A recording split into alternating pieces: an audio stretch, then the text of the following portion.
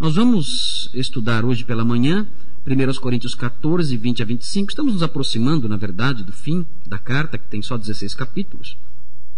E estamos num capítulo especial, capítulo 14, que é um capítulo repleto de conteúdo, cheio de conteúdo, e um capítulo que tem gerado ao longo dos séculos, dentro da igreja cristã, dentro do meio evangélico em particular e especial, discussões muito acaloradas sobre a existência ou não atual dos dons de línguas e profecia.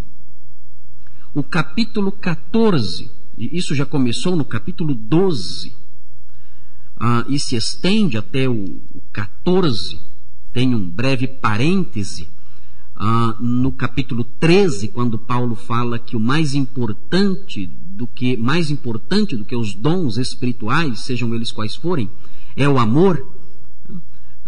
Ainda que haja esse parênteses no meio, separando os capítulos 12 e o 14, falando sobre amor, o tema que prevalece nesses capítulos é o tema dos dons espirituais, o seu funcionamento na igreja.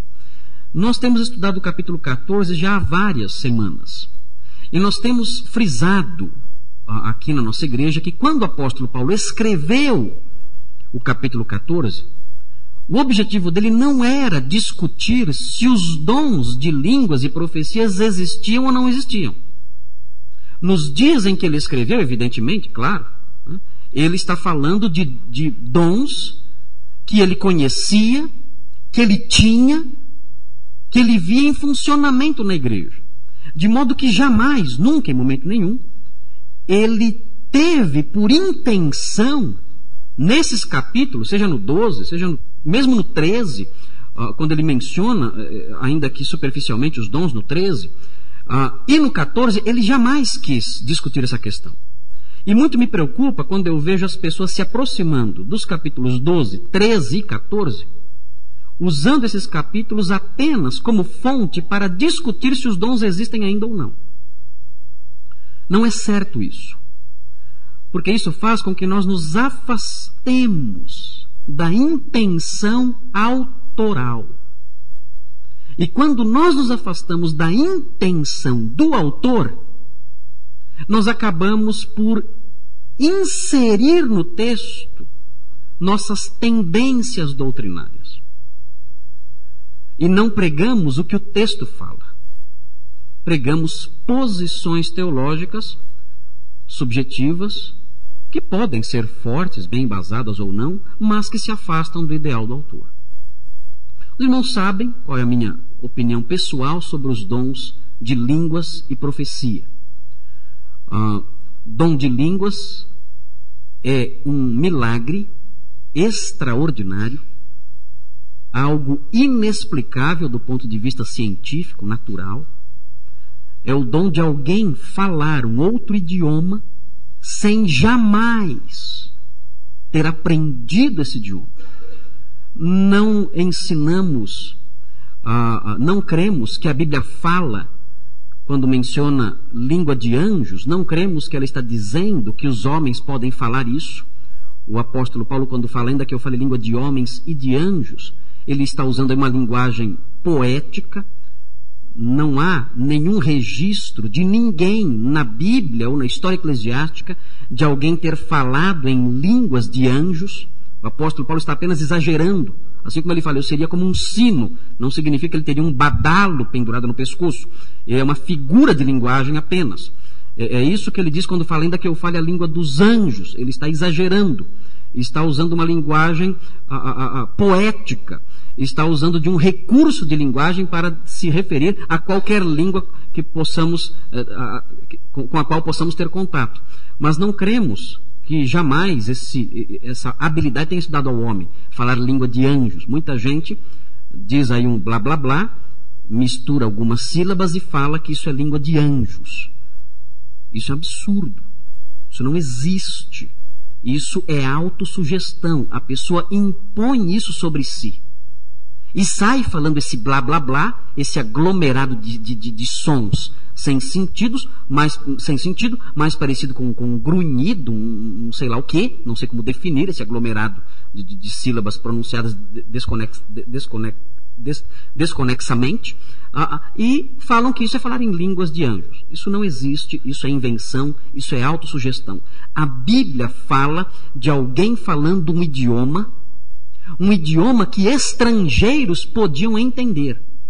Tanto que o apóstolo Paulo até exige a existência de intérpretes quando acontecesse o dom de línguas, o que demonstra que existia aí uma gramática nessas línguas que eram ditas, havia um sentido, havia um correspondente dessas línguas para a língua conhecida dos ouvintes. O dom de línguas, portanto, é isso, é o falar um idioma sem jamais tê-lo aprendido. E o dom de profecia não é pregar. Alguns dizem, dom de profecia é pregar. Não é. O dom de profecia é trazer para o povo uma mensagem específica de Deus, uma revelação de Deus. O profeta se aproxima de alguém e diz, assim diz o Senhor.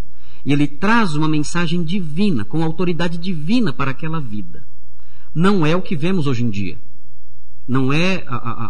Não são essas coisas estranhas que nós vemos por aí afora. Tem alguém aqui com dor de cabeça. Isso não é profetizar. Tem alguém aqui com problema na coluna. Tem alguém aqui com problema na família. Tem alguém aqui com problema financeiro. Isso não é profetizar. Isso é uma tentativa rasa de adivinhação. Está longe, anos-luz longe, do que a Bíblia ensina sobre profecia. Na profecia, Deus falava a homens santos, profetas. E esses homens davam mensagens específicas, repletas, revestidas de uma autoridade sem igual. Era Deus falando ao homem, através do seu servo. Nós ensinamos que o dom de línguas e o dom de profecia se restringiram ao primeiro século. No primeiro século da era cristã, esses dons existiram, não existindo mais hoje. O registro histórico mostra isso, que os dons de língua cessaram a partir do segundo século, e há indícios na Escritura, indícios. A Escritura não trata disso com clareza, daí a discussão tão calorosa. Mas há indícios na Escritura de que esse dom realmente se limitaria ao primeiro século e cessaria definitivamente depois disso. Essa é a nossa posição aqui na nossa igreja. Nós ensinamos isso aqui em nossa igreja. Que os dons eram essas coisas que eu mencionei, eram milagres especiais. E que eles se restringiram, esses dons, línguas e profecia, se restringiram ao tempo, ao período apostólico, ou seja, ao primeiro século. Tudo que nós vemos hoje em dia, nós interpretamos, nós observamos esses fenômenos que ocorrem hoje em dia e nós interpretamos isso como resultado de um trabalho emocional, uma autoimposição, uma autossugestão em que a pessoa é conduzida, é induzida por si mesma ou por fatores externos a pronunciar sílabas sem sentido ou a tentar profetizar daqui e dali, enfim, dizendo o que lhe vem à mente. Não cremos que todos que fazem isso são pessoas más, que estão querendo enganar. Há muitas pessoas querendo enganar com isso, mas não cremos que todos agem assim. Cremos que há muitas pessoas que têm essas experiências porque são induzidas pela emoção, induzidas por fatores externos, por líderes carismáticos que induzem a pessoa a uma experiência desse tipo. Totalmente diferente do que vemos na Sagrada Escritura. Mas o texto que está diante de nós, mais uma vez, não é um texto que foi produzido para apresentar isso, para dizer se esses dons existem ou não. O objetivo foi outro. Nós estamos vendo aqui que o apóstolo Paulo, quando escreveu esse capítulo, e o capítulo 12 e o 13, todo esse bloco que é alvo de tanta discussão, O apóstolo Paulo, quando escreveu isso, estava querendo ensinar aos irmãos de Corinto e, por extensão, a todas as igrejas que porventura lessem a carta. O apóstolo Paulo estava querendo ensinar que na igreja tudo que é feito deve promover a edificação dos irmãos. Tudo. Esse é o alvo principal do apóstolo Paulo quando ele escreve esses capítulos. A preocupação maior dele é essa. Ele quer dizer, olha, na igreja, qualquer coisa que seja feita lá, mesmo as coisas mais simples, até as coisas mais complexas, tudo deve construir no outro um caráter melhor, um caráter mais parecido com Cristo, um crescimento espiritual notável. É isso que o apóstolo Paulo quer ensinar. E o apóstolo Paulo fala que o dom de línguas era para isso, era para edificar, por isso precisava ter intérprete. O apóstolo Paulo fala que o dom de profecia era para isso, por isso a profecia era tão importante na antiguidade, para produzir edificação. Mas, no texto que estamos lendo, esses versículos 20 a 25, vamos ler agora, o apóstolo Paulo mostra um objetivo anexo a esses dons, profecia e línguas. Existe aqui nesse texto a demonstração de que esses dons não serviam apenas para edificação. Ou seja, não eram dons que tinham por propósito simplesmente, unicamente, edificar a igreja. Esses 5 versículos que aqui estão mostram que são 6 versículos, esses 6 versículos que aqui estão mostram que esses dons também serviam para atingir o incrédulo. O incrédulo também era atingido por esses dons. E o texto diante de nós mostra isso, mostra a forma como esses dons atingiam o incrédulo. Então prestem atenção, temos aqui a mensagem central. Eu coloquei aqui resumidamente a mensagem central. Os dons de línguas e profecia tinham como um de seus alvos, o outro alvo é a edificação da igreja. Mas eles tinham como um de seus alvos, aqui talvez um alvo secundário, já que o alvo principal era a edificação, tinham como um de seus alvos expor ao incrédulo seu triste destino e condição. Para o que servia o dom de línguas e profecia para o incrédulo dentro da igreja? O que o dom de línguas e de profecia promoveria no incrédulo dentro da igreja? Que entrasse na igreja e visse esses dons em funcionamento. O texto que está diante de nós mostra isso. Esses dons, além de serem úteis para edificar a igreja, seriam úteis também para mostrar ao incrédulo o quanto o seu estado, o seu destino, a sua condição eram miseráveis. Prestem atenção na leitura. Nós veremos 2 aspectos desses dons que são esquecidos quando se fala sobre eles. Hoje em dia fala tanto dom de línguas, dom de profecia e tudo mais, mas há alguns aspectos desse dom que são explícitos aqui no texto, desses dons que são explícitos aqui no texto, que são esquecidos nessa discussão, nesse debate. Então vamos olhar para o texto e vamos ver esses 2 aspectos. Primeiro, o versículo 20, 21 e 22 falam sobre o primeiro aspecto, mostrando que o dom de línguas para os incrédulos tinha como propósito sinalizar a sua triste condição. Vejam o que diz. Irmãos, versículo 20, 14 e 20. Irmãos, deixem de pensar como crianças. Com respeito ao mal, sejam crianças. Mas quanto ao modo de pensar, sejam adultos. O apóstolo Paulo está introduzindo aqui, através dessas palavras, ele está apelando para que a igreja seja madura no seu modo de entender as coisas. A igreja não seja infantil. A igreja de Corinto era uma igreja infantil. Vivia buscando os dons por buscar.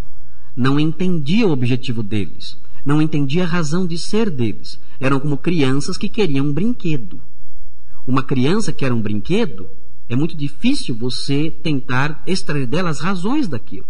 Explicar racionalmente que não faz sentido comprar aquele brinquedo. Mostrar para ela que o desejo dela é um desejo irrelevante. É impossível fazer isso com uma criança, porque ela é criança, ela não entende as coisas importantes da vida. O apóstolo Paulo fala à igreja de Corinto: olha, vocês têm que parar de pensar como crianças. Vocês têm que amadurecer. Devem aprender a verdade sobre esses dons, para qualificarem de modo correto esses dons, atribuindo a eles o valor que eles têm, nem mais nem menos, e usando-os de modo correto. E ele continua, versículo 21.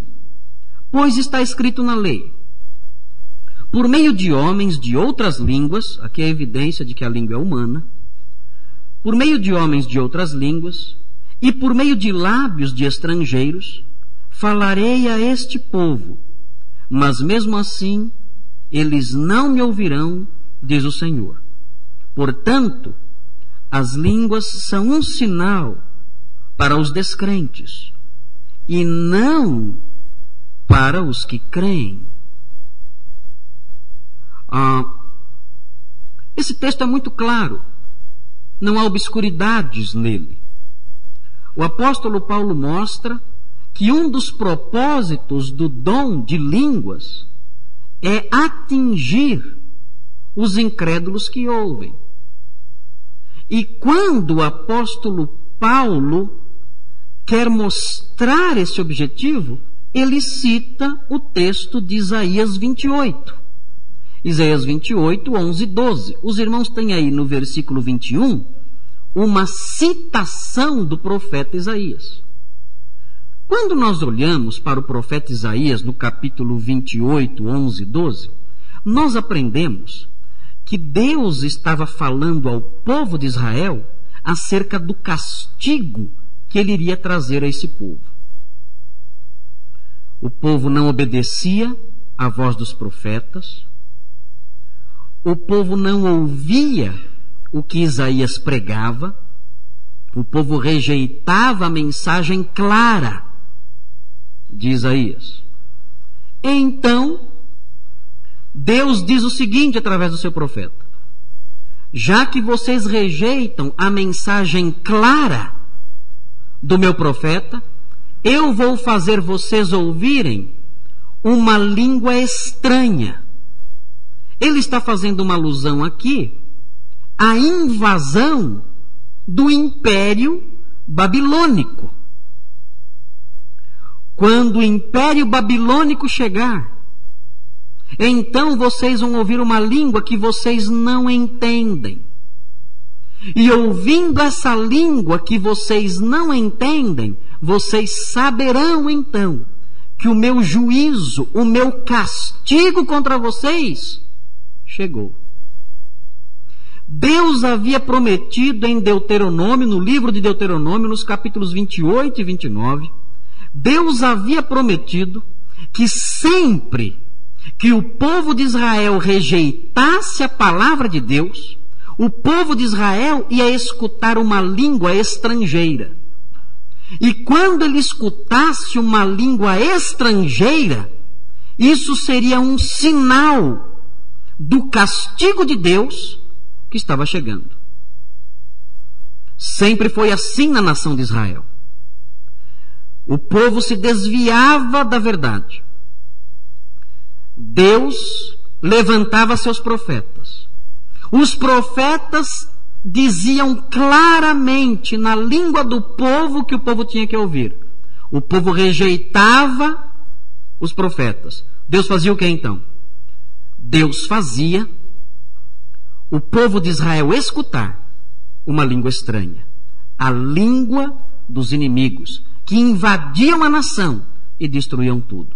De modo que para o povo de Israel, língua estranha era sinal de que o castigo de Deus estava chegando, ou já tinha chegado. Era um sinal claro disso.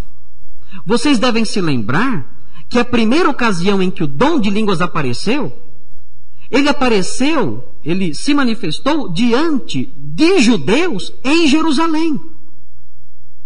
Era um sinal do juízo de Deus iminente sobre aquela nação que havia rejeitado a mensagem clara do Messias. Pedro disse a eles: vocês rejeitaram o Messias. O que vocês estão vendo aqui é um sinal de juízo. E ele diz ao povo de Jerusalém: salvem-se dessa geração perversa. Por que ele diz isso ao povo de Jerusalém? Porque Pedro sabia que escutar uma língua estranha era, para o povo judeu, um sinal de castigo iminente. E Paulo entende assim também. Paulo diz para a igreja de Corinto: o dom de línguas é um sinal para os incrédulos. É um sinal de que o castigo de Deus está próximo. É um sinal de que o juízo de Deus em breve virá. É isso que nós aprendemos, né, nos versículos 20 a 22. As línguas eram um sinal de castigo iminente para os incrédulos. Não era qualquer incrédulo que entendia esse sinal. O único incrédulo que entendia esse sinal era o judeu. Quando o gentio ouvia uma língua estranha, ele não interpretava isso como um sinal de castigo. Mas quando o judeu ouvia uma língua estranha, ele se lembrava de Deuteronômio. Ele se lembrava de Isaías. E ele dizia: isso é um sinal de Deus, do castigo que está por vir sobre a nossa nação. Será que esse objetivo do dom de línguas é observado hoje nas comunidades em que dizem que esse dom existe? Não. Aliás, eu suspeito que esse objetivo do dom sequer é conhecido. Acredito que nem sequer sabem desse propósito. O que é terrível. O que é triste. Porque é um dos propósitos principais. Não é o principal, mas talvez um dos principais. Sinalizar para o incrédulo que o castigo breve virá. E por que viria? Porque o Messias foi rejeitado. Jesus falou em línguas? Não. Ele falou claramente. Na língua do povo, com parábolas, com histórias belíssimas, mensagens claras. As crianças entendiam o que Jesus dizia. O povo ouviu o que ele disse claramente? Não. Pois bem, Deus havia dito em Deuteronômio: quando vocês rejeitarem a minha mensagem clara, vocês ouvirão uma mensagem obscura. E essa mensagem obscura será sinal de castigo sobre vocês. Por isso a igreja falou em línguas. Para sinalizar ao povo judeu que rejeitou o Messias que o castigo viria. E o castigo veio. A Bíblia, a história mostra, os irmãos viram isso na exposição dos papiros do Mar Morto. Quem foi na exposição foi, quem não foi, nunca mais irá. Não sei que haja um milagre para trazer de novo os papiros do Mar Morto aqui para o Brasil. É muito difícil, talvez nos próximos 50 anos, não sabemos. Demorou mais de 50 para chegar. Mas naquela exposição dos papiros do Mar Morto, os irmãos aprenderam um pouquinho da história dos judeus no primeiro século. E os irmãos viram ali o que aconteceu com Jerusalém no ano 70. Jesus, alguns anos antes disso, havia dito aos discípulos: deste templo não ficará pedra sobre pedra. E ele disse nos seus dias finais, quando ele olhou para Jerusalém, ele disse: Jerusalém, Jerusalém, que matas os profetas e apedrejas os que te são enviados. Quantas vezes eu quis acolher você, como a galinha faz com seus filhotes, e você não quis. Eis que a sua casa vai ficar deserta. O que Jesus disse? Vocês serão castigados por terem me rejeitado. Quando nós olhamos para a história do primeiro século, dos judeus do primeiro século, nós aprendemos que depois que Jesus morreu, ressuscitou, subiu aos céus, a igreja falou em línguas. Para quê? Para avisar os judeus: o castigo virá. E no ano 70, o general Tito invadiu Jerusalém, matou mais de 1 milhão de judeus, destruiu o templo e incendiou a cidade, e acabou com aquela nação. Destruiu tudo. É por isso que nós cremos que o dom de línguas não existe mais. Nós cremos que o dom de línguas apontou para um juízo que já aconteceu. O dom de línguas existiu para mostrar um castigo que viria e que já veio no ano 70, não havendo mais razão para ele continuar. De qualquer modo, o texto diante de nós mostra que as línguas eram um sinal de castigo iminente para os incrédulos.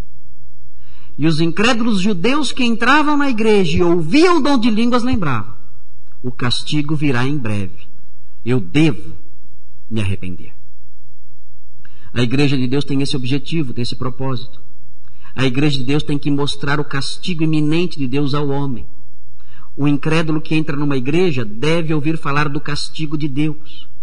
Hoje em dia nós estamos num momento da história da igreja cristã muito estranho.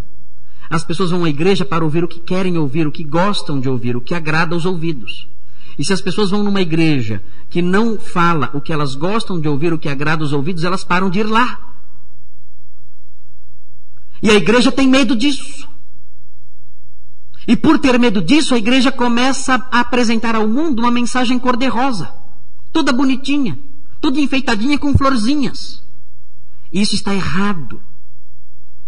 A igreja antiga mostra que os incrédulos devem entrar na igreja e verem na igreja, ouvirem na igreja acerca de um castigo, para que assim tenham medo e se arrependam. A igreja não está aqui para alisar os homens, dar beijinhos e abracinhos. Não. A igreja deve refletir o amor de Cristo, mas ela não deve refletir o amor de Cristo minando a sua mensagem do seu lado amargo. Há um lado amargo na mensagem cristã. E esse lado é o seguinte: há um castigo para quem rejeita Deus.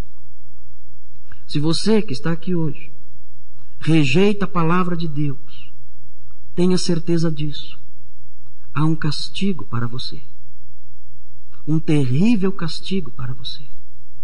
Se você não teme a Deus, se você zomba da sua palavra, se você vira as costas para ela, se você a rejeita, não tem temor de Deus, rejeita o sacrifício do seu filho, não anda nos seus caminhos, saiba, há um castigo para você. E a igreja é a anunciadora disso. Assim como a igreja, através das línguas, anunciavam isso para os judeus no primeiro século, a igreja moderna deve anunciar isso a todos os homens na atualidade, dizendo: há um castigo terrível para quem rejeita Deus, para quem rejeita a sua palavra, para quem rejeita o seu filho. Nós não podemos estar aqui reunidos, alegres, brincando, fazendo festinhas. Festinha do sorvete, festinha da fruta, festinha da maçã, festinha do caqui, churrasquinho.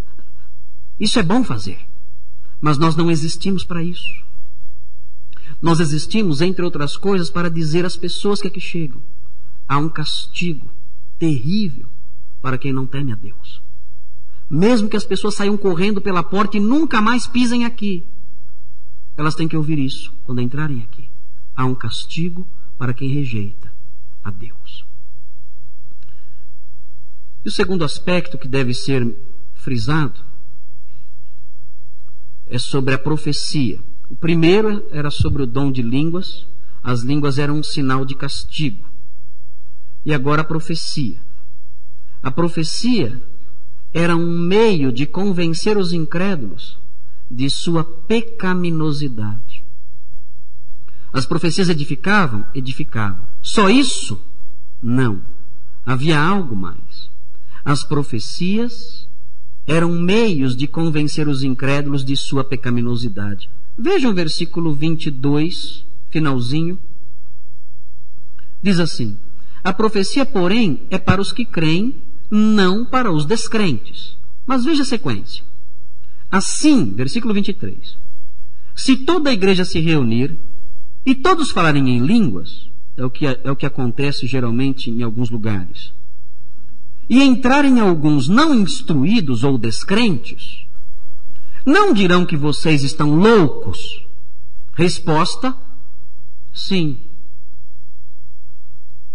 Sim. Mas mesmo com esse versículo, há igrejas que não se importam. Vocês parecem loucos, e daí? Você não entende o Espírito Santo? Não, realmente vocês se parecem loucos, e a Bíblia diz isso, que vocês se parecem loucos, e a Bíblia condena isso. A Bíblia condena o parecer louco. Se vocês agem assim em suas igrejas, vocês parecem loucos. A Bíblia é a primeira a dizer isso, que vocês parecem loucos, e a Bíblia é a primeira a condenar isso. Porque isso causa um impacto horrível sobre os descrentes. Não leva o descrente ao arrependimento. Não leva o descrente ao temor. Não leva o descrente à piedade. Pelo contrário, leva o descrente à zombaria. Ele olha e diz: vocês são loucos. Que baderna é essa aí dentro? Que confusão é essa? Num boteco eu encontro coisas mais inteligíveis do que numa igreja. Se eu entro num boteco, eu entendo o que está acontecendo. Se eu entro na igreja, eu não entendo nada. E o apóstolo Paulo condena essa postura de algumas igrejas. Principalmente aquelas que ainda creem no dom de línguas. Que creem que o dom de línguas é para hoje. Que praticam esse tipo de coisa. Aquela confusão total. Todos berrando ao mesmo tempo. Gritando ao mesmo tempo. O apóstolo Paulo fala: são como loucos. E os descrentes olham e dizem: são como loucos. E de fato são como loucos.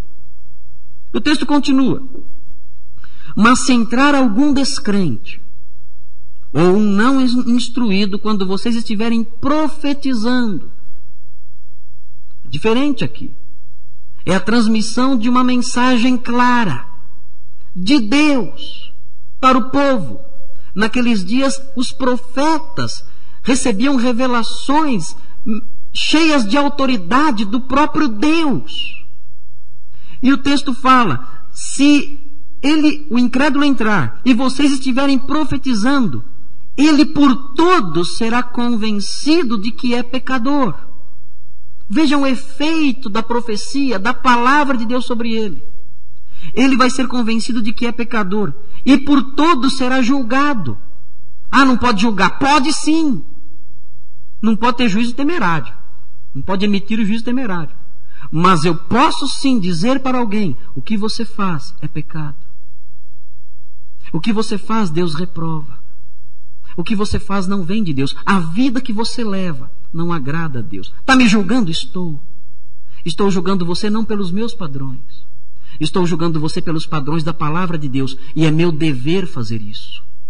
A Bíblia manda eu fazer isso. Julgar você pelos padrões da palavra de Deus. Estou julgando você. E o texto ensina: se alguém entrar e ouvir a profecia, a palavra de Deus anunciada, Deus falando através dos seus profetas, esse incrédulo por todos será convencido de que é pecador e por todos será julgado. E mais, vejam o versículo 25. E os segredos do seu coração serão expostos. A palavra de Deus vai penetrar fundo nele. Vai mostrar para ele o podre da sua alma. As mentiras em que ele crê, as falácias sobre as quais ele construiu a sua vida, os pecados horríveis que ele pratica. A palavra de Deus vai expor tudo aos olhos dele. Ele refletirá sobre essas coisas, aquelas coisas horríveis que ele esconde no seu coração. A palavra de Deus revelada vai expor aos olhos dele, ele assustará. Verá como ele é horrível, como ele é pecador, como ele precisa de perdão. E o texto continua: assim ele se prostrará em terra e adorará a Deus. É um homem arrependido aqui. Ele ouve a mensagem, ele descobre que ele é um pecador, a palavra expõe o seu coração, expõe os seus pecados, expõe as suas trevas. E ele cai rosto em terra e adora a Deus arrependido. E mais, ele diz: Deus realmente está entre vocês. Ele não diz: vocês estão loucos. Ele não diz isso. Ele diz: Deus está entre vocês. Eu entrei aqui hoje e só Deus sabe como estou saindo. Eu entrei aqui hoje cheio de mim, cheio de autoconfiança. E aqui vocês anunciaram a mensagem revelada de Deus. Expuseram o meu pecado, mostraram a minha condição miserável. Eu caí rosto em terra arrependido, clamei: Deus me perdoa. Eu percebi: Deus estava aqui, entre vocês, trabalhando e trabalhou em mim. Eu estou saindo daqui hoje de uma forma que eu não posso explicar. Eu nunca mais serei o mesmo daqui para frente. A profecia era um meio de convencer os incrédulos de sua pecaminosidade. E a igreja detém ainda esse dever. Nós não temos mais os profetas que se aproximavam com a autoridade divina e diziam: assim diz o Senhor. Não temos mais isso. Nós temos a palavra de Deus aqui. Eu não sou um profeta. Eu sou um pregador. Eu só repito o que os profetas falaram. Eu não tenho as minhas profecias próprias. Não existe o livro de profecias de São Marcos. Não tem isso. Profecias de Marcos não existe. Não tenho as minhas profecias como Isaías teve as suas, como Jeremias teve as suas, como os outros profetas tiveram as suas. Eu não tenho as minhas. Então o que eu faço? Eu uso as deles. Eu uso as deles e as repito. E o objetivo qual é? Quando nós usamos essas profecias que foram reveladas e expomos as pessoas, qual é o objetivo? Convencê-las de sua pecaminosidade, para que elas se arrependam e se prostrem diante de Deus. Será que as profecias hoje em dia têm tido esse objetivo? É isso que temos visto hoje em dia? Profecias que visam lançar o incrédulo no arrependimento e no louvor de Deus? Não. O que vemos hoje é o enaltecimento do profeta, ou do suposto profeta, que quer se enaltecer, ser glorificado no meio do povo com suas pretensas previsões. Algumas conclusões rápidas desse texto. Em primeiro lugar, o culto tem que ser inteligível para o descrente. O descrente tem que entender o que acontece aqui. A pessoa que vem na igreja deve entender o que está acontecendo. Culto confuso, que ninguém entende nada, todo mundo berrando, pulando, gritando e falando ao mesmo tempo, isso aí o incrédulo não entende. Não é inteligível. O culto tem que ter graus de espontaneidade, o culto tem que ser alegre.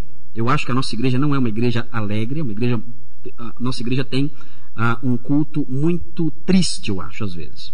Os irmãos cantam muito desanimados. Eu percebo que os irmãos não têm assim um entusiasmo muito grande no culto. Isso eu não sei como fazer. Acho que tem muito do meu perfil. Eu não sou o pastor, acaba transmitindo o perfil dele. Eu não sou um homem muito efusivo, assim, né, nas minhas emoções, né?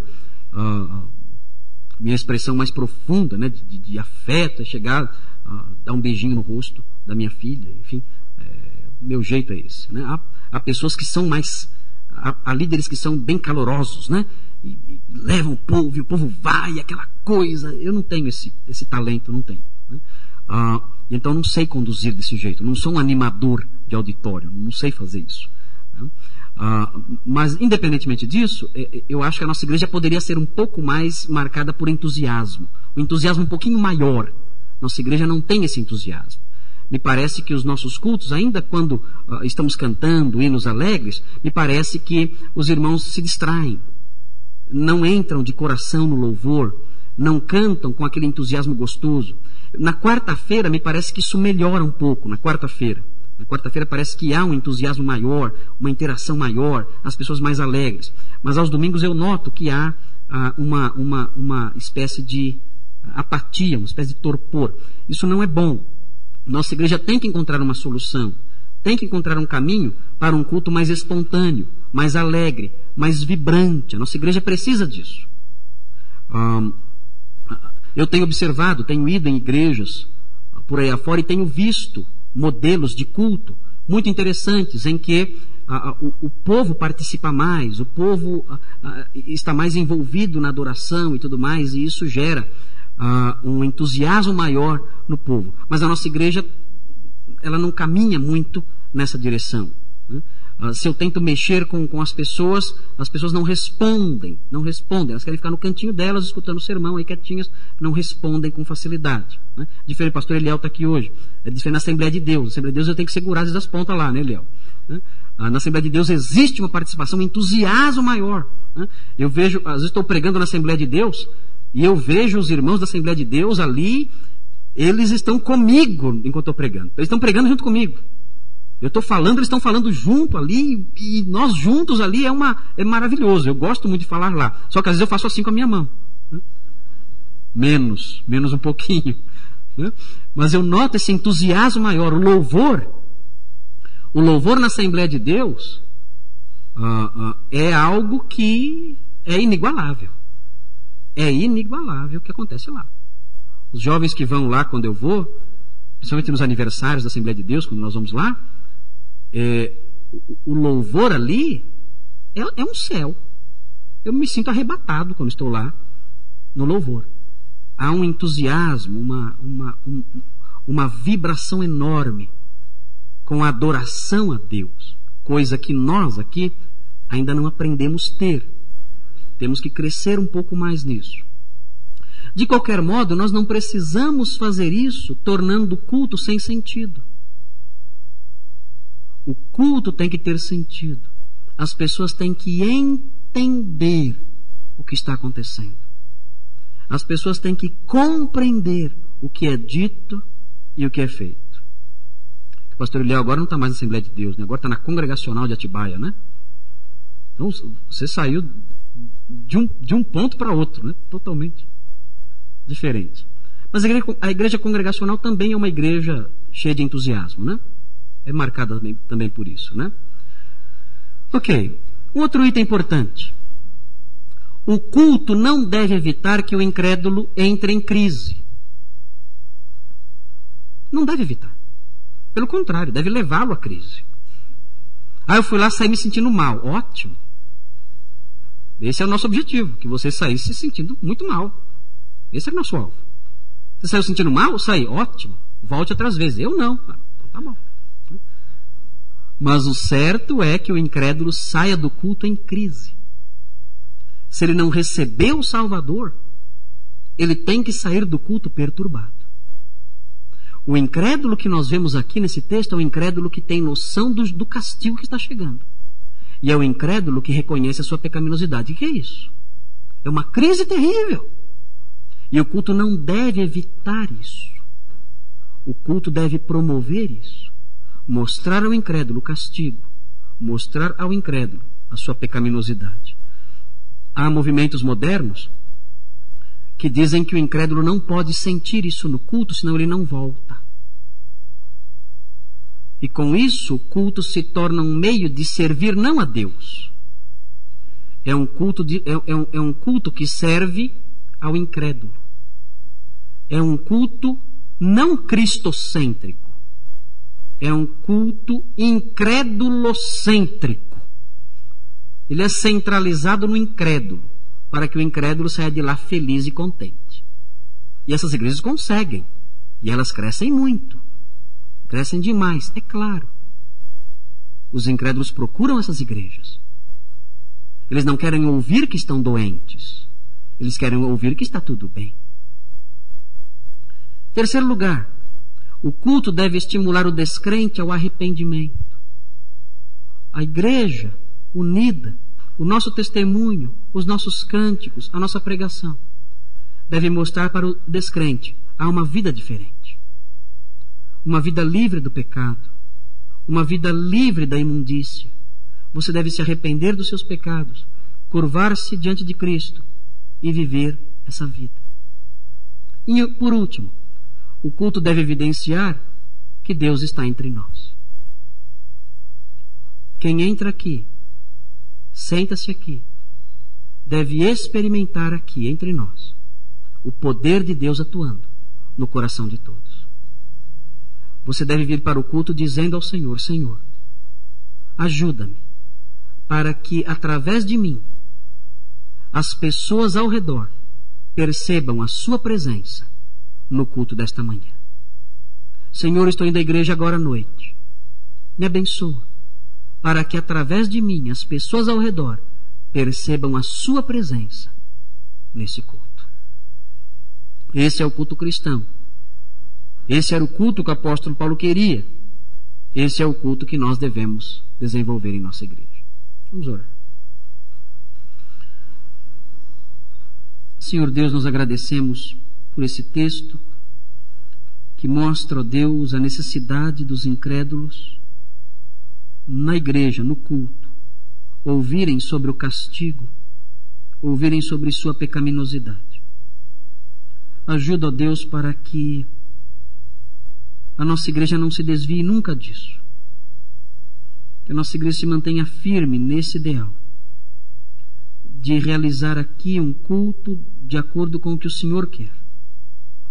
Nós pedimos que o Senhor nos encha de um entusiasmo maior, de um louvor mais participativo, mais aquecido, mais cheio de alegria e de devoção. Que o nosso louvor seja com inteireza de coração, que ele proceda do fundo da nossa alma, que ele brote dos nossos lábios como uma expressão profunda, sincera, real, de adoração, de santidade, de fervor, de consagração. Que seja assim entre nós aqui. Corrija, Deus, a nossa igreja, desperta a nossa igreja para esse lado, para essa falha. E que, ó Deus, nós jamais nos desviemos do objetivo de nos edificarmos mutuamente e de mostrarmos para aquelas almas pobres, tristes, infelizes, que não te conhecem, mostrarmos para elas que há um castigo futuro, que elas são pecadoras, e diante disso, ó Deus, levá-las ao arrependimento, aos pés da cruz, onde há livramento do castigo, onde há perdão dos pecados. Ó Deus, pedimos isso, guarda-nos.